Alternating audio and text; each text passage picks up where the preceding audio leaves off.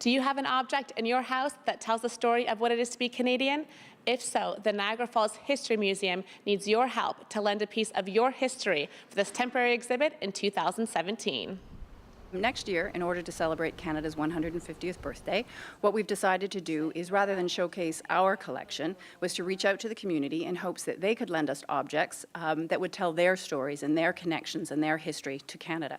So the idea is to display 150 objects. A few will be brought up from our own collection, but mostly I'm really hoping that the public will get involved and they'll lend me a little piece of their history. Now I see you have received already some pieces. Can you tell us a little bit about them? Sure. Some themes are really starting to emerge, some immigration themes. We have a lovely couple of objects that have come through, both from young ladies who remember when they migrated to Canada. One is a story of when she landed. Her mother bought her a little stuffed bear with a Canadian t-shirt on it. She was 9 years old and she was coming from Poland, so she's kept it ever since.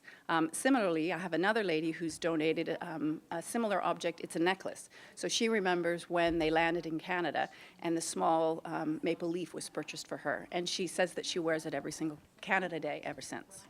Now, what sort of objects are you looking for? The objects we're hoping to get are just something that connects the visitor and the participants to Canada. They don't necessarily have to be historic. They have to be something that represents a moment in time that connects them to Canada, or that launches a special memory, something that just makes them feel quintessentially Canadian. Now, Suzanne, being the curator for this museum, have you donated anything? I have. I have a special memory and a special object from the 90s when I was actually living in Kingston. And the company that I was working for, we were instrumental in a big fundraising event, and we hosted a concert with Blue Rodeo and the Tragically Hip at Fort Henry in Kingston. And I still have the t-shirt that all the band members of the Hip, including Gord Downey, signed. So that's my object. Is this open to all of Niagara residents? Mm-hmm. Absolutely. It's the entire region that we're hoping to gather objects from.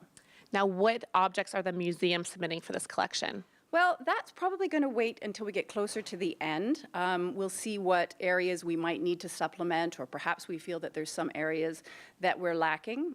Right now, we're hoping to include a birch bark canoe, some curling rocks, and some early trophies as well. When will the exhibit be on display here at the museum? We're going to open it in May, and it'll run through the year till January of 2018. With the exhibition off to a good start, the museum still needs your help to celebrate Canada's 150th. For more information on how to lend a piece of your history, contact Suzanne either by email or phone. In Niagara Falls, I'm Norah-Jean Howard reporting for The Source.